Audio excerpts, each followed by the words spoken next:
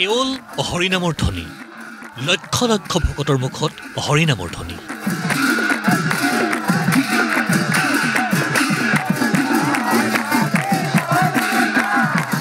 কি যুৱক যুৱতী, কি জ্যেষ্ঠজন, সকলো বুৰ গৈছে হৰিনামৰ ৰসত।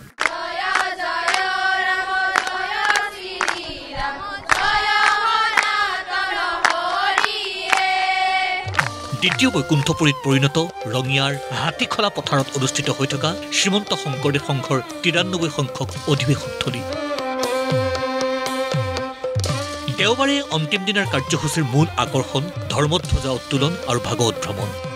১০,০০০তকৈও অধিক সেৱা বাহিনীৰ সদস্যৰ দ্বাৰা পৰিবেষ্টিত সুশৃংখল মানৱ শৃংখল। তাৰ মাজেৰে ধৰ্মধ্বজা উত্তোলনৰ বাবে আগবাঢ়িছে শ্ৰীমন্ত শংকৰদেৱ সংঘৰ পদাধিকাৰ ভৱেন্দ্ৰনাথ ডেকা। এইখন বৈকুণ্ঠপুৰী, ইয়াত খুবেই আনন্দ আনন্দ, কেৱল নামৰ ধ্বনি নামৰ ধ্বনি। এই বৈকুণ্ঠপুৰীত আহি আমি সকলোৱে আমি মানৱ জীৱন সাৰ্থক কৰিব লাগে আৰু সকলোৱে আমি মিলা প্ৰীতিৰে ভগৱন্তৰ ভক্তি কৰি আমি বৈকুণ্ঠলৈ যোৱাৰ পথবিলাক আমি মুকলি কৰিব লাগে। অতি বিনন্দীয়া আধ্যাত্মিক পৰিৱেশৰ মাজত ধৰ্মধ্বজা উত্তোলনৰ দৃশ্য এয়া।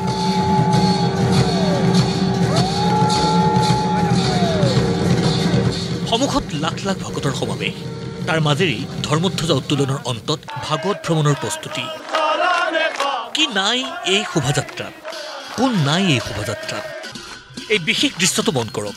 সকলোৰে সৈতে হৰিনামৰ ৰসত আত্মহাৰা মন্ত্ৰী ৰঞ্জিত দাস অংশ লৈছে ভাগৱত ভ্ৰমণত।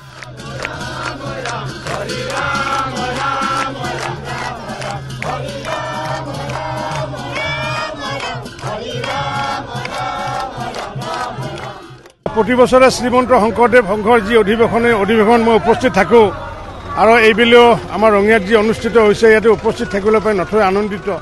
আৰু লগতে ভাগৱত শোভাযাত্ৰাতো অংশগ্ৰহণ কৰিছোঁ, মুকলি সভাতো খন্তেক পিছত অংশগ্ৰহণ কৰিম।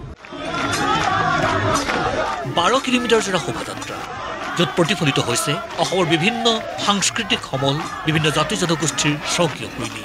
মুঠৰ ওপৰত সমন্বয়ৰ আকৰ। নাই কোনো ভেদাভেদ,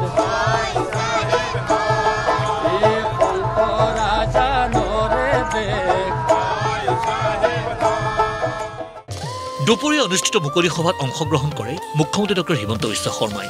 শ্ৰীমন্ত শংকৰদেৱ সংঘৰ নিয়মানুৱৰ্তিতাক মুকলি শলাগ লৈ মুখ্যমন্ত্ৰীয়ে সংঘৰ শতবৰ্ষীয় অধিৱেশন গুৱাহাটীত অনুষ্ঠিত কৰিবৰ বাবে জনালে আহ্বান।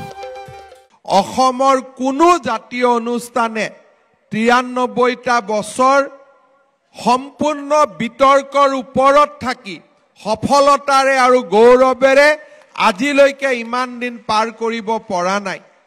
শ্ৰীমন্ত শংকৰদেৱ সংঘ গণতান্ত্ৰিক আদৰ্শ আৰু প্ৰমূল্যৰে কেনেকে অনুষ্ঠান গঠন কৰিব পাৰি আৰু কেনেকে এটা অনুষ্ঠানক বটবৃক্ষলৈ পৰিণত কৰিব পাৰি তাৰ এক জীৱন্ত উদাহৰণ। মই আজিৰ সভাতে শ্ৰীমন্ত শংকৰদেৱ সংঘৰ পদাধিকাৰ বাপ আৰু বন্ধুসকলক মই অনুৰোধ কৰিম যে সংঘৰ ১০০তম অধিৱেশনখন যাতে গুৱাহাটী মহানগৰীত খুব সুন্দৰভাৱে সাৱলীলভাৱে উদযাপন কৰে তাৰ মই অনুৰোধ কৰিম। আৰু ভগৱানে যদি আমাক জীয়াই ৰাখে আৰু ৰাইজক সেৱা কৰাৰ বাবে যদি যোগ্য কৰি ৰাখে, আমি সকলোৱে এই ১০০তম অধিৱেশনখন অসমৰ ভিতৰতে নহয় ভাৰতবৰ্ষৰ ভিতৰতে এখন শ্ৰেষ্ঠতম অধিৱেশনলৈ ৰূপান্তৰ কৰিম। অৱশ্যে ভাষণ প্ৰসংগত বদৰুদ্দিন আজমলৰ দৰে সাম্প্ৰদায়িক ৰাজনৈতিক নেতাক সংঘৰ কোনো কাৰ্যসূচীলৈ আমন্ত্ৰণ নজনাবলৈও হাতজোৰ কৰি আহ্বান জনালে মুখ্যমন্ত্ৰীয়ে। কেতিয়াবা কেতিয়াবা দুই এটা শাখাই যেতিয়া সংঘৰ মঞ্চলৈ বদৰুদ্দিন আজমলৰ দৰে ব্যক্তিক নিমন্ত্ৰণ কৰে, মই গোটেই ৰাতি শুব নোৱাৰো, মোৰ অন্তৰ কান্দি উঠে।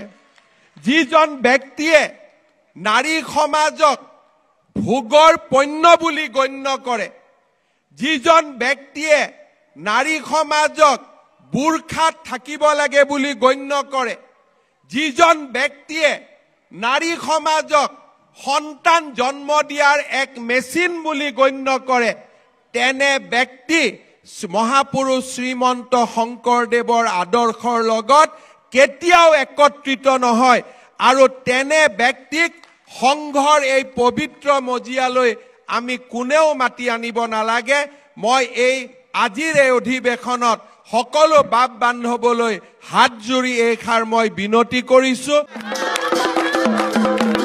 মুঠৰ ওপৰত ক'ব লাগিব 93 সংখ্যক শ্ৰীমন্ত শংকৰদেৱ সংঘৰ অধিৱেশনৰ সফল পৰিসমাপ্তি লাখ লাখ ভকত হাজাৰ হাজাৰ কৰ্মকৰ্তা কিন্তু সকলোতে সকলো কাম 100% নিয়াৰী হৰিনামৰ মাজেৰে হাতে হাত ধৰি ভকত বৈষ্ণৱ আইসকলে আকৌ নিদৰ্শন ৰাখি গ'ল ঐক্যবদ্ধ শক্তিৰ গুৰুজনাৰ বাণীয়ে আছিল এয়া ব্যুৰ ৰিপৰ্ট প্ৰতিদিন টাইম